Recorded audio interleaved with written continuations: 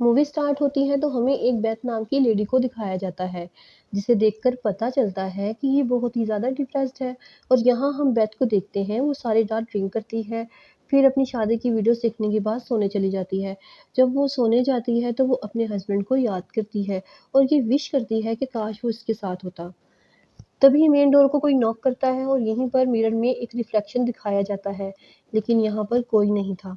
इसके बाद हमें नेक्स्ट सीन में दिखाया जाता है कि बेथ की जब आँख खुलती है तो वो समझती है शायद कि वो कोई ड्रीम देख रही थी। अब हमें दिखाया जाता है कि बेथ एक प्रोफेशनल टीचर है। बेथ रेडी होकर स्कूल आती है। आज स्कूल में पेरेंट्स टीचर मीटिंग होती है। अब उसके पास एक मदर आती है जो कि उसके स्टूडेंट की होती है। तो वो लेडी बेथ से पूछती है कि उसने उसके बेटे को सी ग्रेड क्यों दिया? बेथ कहती है क्योंकि उसने असाइनमेंट सबमिट नहीं करवाया था। इस पर वो लेडी कहती है मेरा बेटा असाइनमेंट लेकर आया था, लेकिन उस वक्त आप यहाँ मौजूद नहीं थी।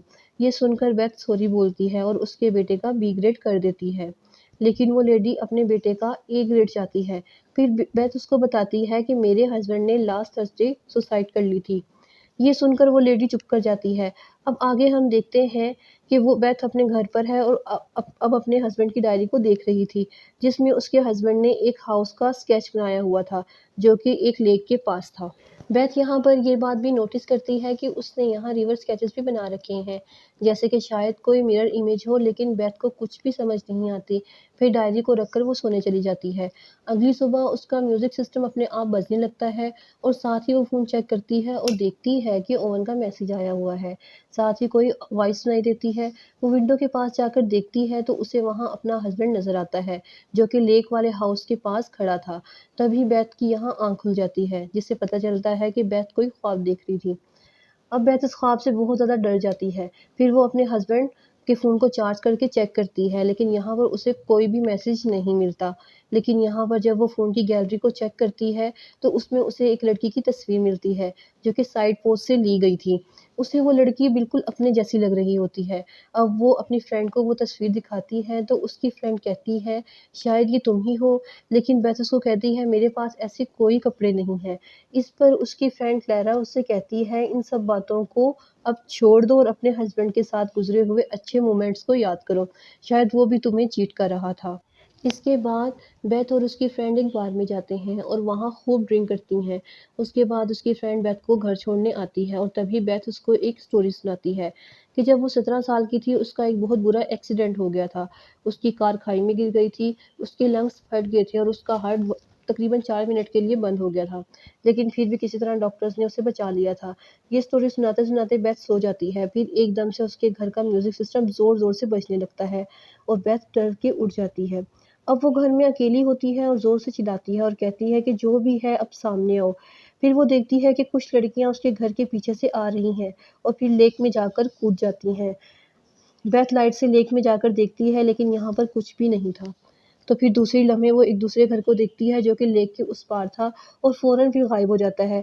फिर उसके कान में एक व्हिस्परिंग होती है, फिर वो हिम्मत करके बोट की तरफ जाती है, जहाँ पर ब्लड में लिखे फुटप्रिंट्स से अब यहाँ उसे एहसास होता है कि उसके हस्बैंड की सोल उसके आस-पास है। फिर जब वो उसे टच करने की कोशिश करती है, तो वो एकदम से बेहोश हो जाती है। फिर जब उसकी आँख खुलती है, तो वो देखती है कि वो लेक के उस पार थी, जहाँ बिल्कुल उसके घर जैसा घर था। फिर वो देखती है कि उसकी जैसी लड़कियाँ वहाँ अलग-अलग रूम्स में थीं और उसके हस्बैंड ऑन के साथ हैं। वो घर के अंदर जाती है तो बेथ की आँख खुल जाती है। यहाँ पर वो रियल वर्ल्ड यानी अपने घर में ही थी। लेकिन यहाँ उसे यकीन हो गया था कि जो कुछ भी उसके साथ हो रहा है, ये कोई ड्रीम नहीं है, बल्कि ये सुपरनैचुरल पावर है। फिर वो अपने हस्बैंड का फ़ोन चेक करती है जिसमें बहुत सारी लड़कियों की पिक्स थीं, जो दिखने में उसके जैसी थीं। वो इन्वेस्टिगेशन करने लेक के उस पार जाती है, तभी उसका नेबर उसको रोकता है कि वो फ़ॉरेस्ट में अकेली ना जाए, लेकिन वो नेबर की नहीं सुनती। वहाँ फ़ॉरेस्ट में बेथ को एक घर नज़र आता है जो उसके घर के जैसा ही था, लेकिन वो बहुत ख़राब हालत में था। अब वो घर के अंदर आती है तो उसे एक डॉल मिलती है, जिसके अंदर बहुत सारी पिन्स थीं। ये देखकर उसे ये तो समझ आती है कि ये कोई ब्लैक मैजिक है। ये देखकर वो अपने नेबर के पास आती है और पूछती है कि तुम मुझे क्यों रोक रहे थे? तुम शायद मेरे हस्बैंड के बारे में जानते हो, उसके गलत कामों के बारे में तुम्हें कोई इन्फॉर्मेशन है। ये सुनकर उसका नेबर कहता है कि उसने ऑन को उसके घर में एक लड़की के साथ देखा था और उसे इसलिए कुछ नहीं बताया था कि उसकी लाइफ ख़राब ना हो। अब बैथ घर जाकर अपने हस्बैंड की चीज़ों को देखने लगती है। वहाँ उसे 2 बुक्स मिलती हैं, जिसमें से एक काले जादू की थी और उसको पढ़ने पर बैथ को कुछ भी समझ नहीं आता। वो गुस्से से उस डॉल को नीचे फेंक देती है, जो कि उसे फ़ॉरेस्ट वाले घर से मिली थी। वो डॉल गिरने के बावजूद सीधी खड़ी हो जाती है। फिर बेथ को अपने ऊपर वाले फ्लोर से कुछ आवाज़ें आने लगती हैं। वो ऊपर जाकर देखती है तो उसे एक आदमी की सोल नज़र आती है। जब वो उसे देखती है तो वो अपना हेड बेथ की तरफ घुमा लेता है, जिसे देखकर वो डर जाती है। अगले दिन बेथ बुक स्टोर पर जाती है, जहाँ से वो बुक्स खरीदी गई थीं। बुक स्टोर पर भी उसे वही लड़की नज़र आती है जिसे उसने अपने हस्बैंड के फ़ोन में देखा था।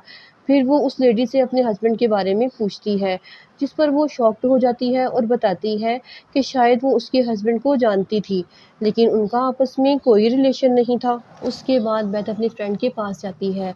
वो उसे सब चीज़ों के बारे में बताती है जो उसके साथ सब हो रहा था। ये सुनकर उसकी फ्रेंड्स को कहती है, तुम अपने हस्बैंड के बारे में सोचना छोड़ दो, अब वो मर चुका है।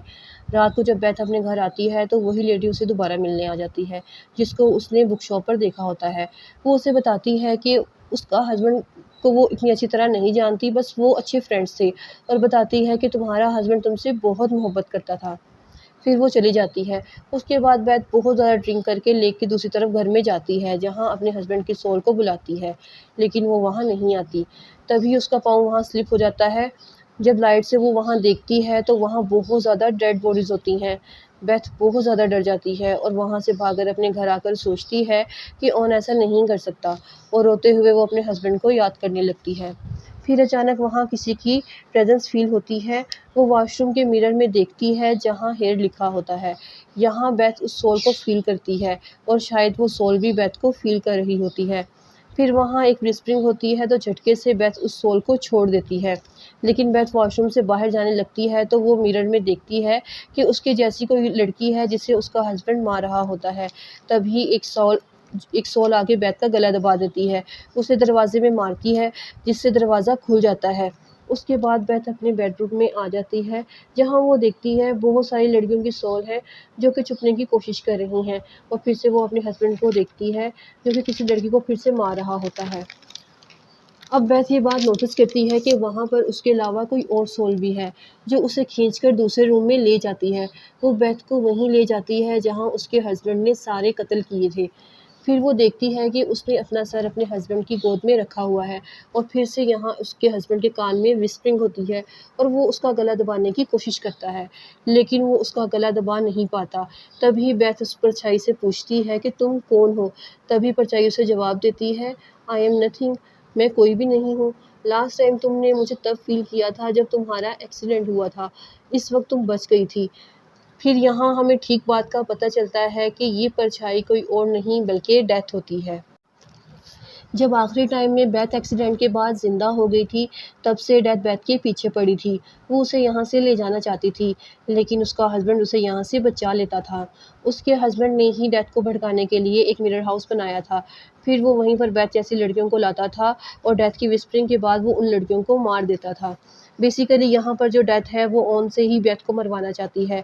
यहाँ बेथ का हस्बैंड डेथ को ही ट्रिक कर रहा था।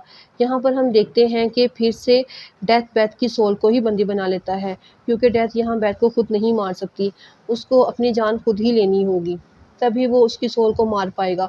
और अब बेथ की सोल डेथ और लाइफ के डायमेंशन में फंसी हुई थी, और अब डेथ उसके हस्बैंड की शक्ल में उसे बहुत बहलाने और फिसलाने का काम करती है कि डेथ को ज़िंदगी बहुत वर्थलेस लगे और वो अपने आप को यहीं गोली मार ले और वो खुद से ही वहाँ सुसाइड कर ले।